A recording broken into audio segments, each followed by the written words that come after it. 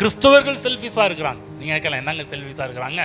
நான் ரட்சிக்கப்பட்டா போதும், என் குடும்பம் நல்லா இருந்தா போதும், நான் சர்ச்சுக்கு வந்தா போதும். இல்லைங்க, நம்ம சர்ச்சுக்கு வந்தா போதும் மட்டும் நினைக்க கூடாது. நம்ம கர்த்தருடைய வார்த்தையில வளர்ந்தா மட்டும் போதும் நினைக்க கூடாது. நம்மோடு ஏராளமான பேரை கர்த்தருக்குள் நடத்த வேண்டும்.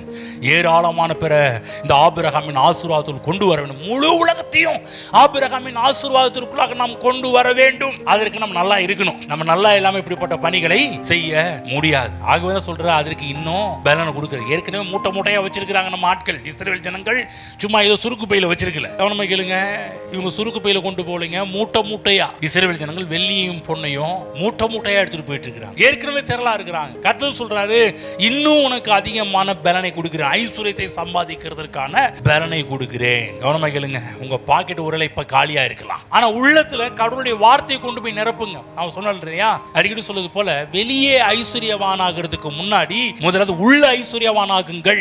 ஏன் இதை டீச் பண்ணி இருக்கிறேன்? இந்த டீச் பண்ண உடனே நாளைக்கே பெரிய கோடீஸ்வரன் ஆவன்னு சொல்லிட்டு இருக்கிறேன்னா, நாளைக்கு ஒரு லக் அடிக்கணும்னு சொல்றேன்னா, நாளைக்கு ஒரு அதிர்ஷ்டம் உள்ளன்னு சொல்லிட்டு இருக்கிறேன்னா, நாளைக்கு பாத்தீங்கன்னா நீங்க உங்களுக்கு பெரிய பங்களா வாங்கிடுவீங்க நான் சொல்லிட்டு இருக்கிறேன்னா, அதெல்லாம் சொல்லவே கிடையாது. நாளைக்கே நடக்கிற காரியம் கிடையாது. இப்ப என்ன சொல்றேன், இதெல்லாம் ஏன் போதிக்கிறோம்? இப்ப உள்ள கொண்டு போய் வையுங்க.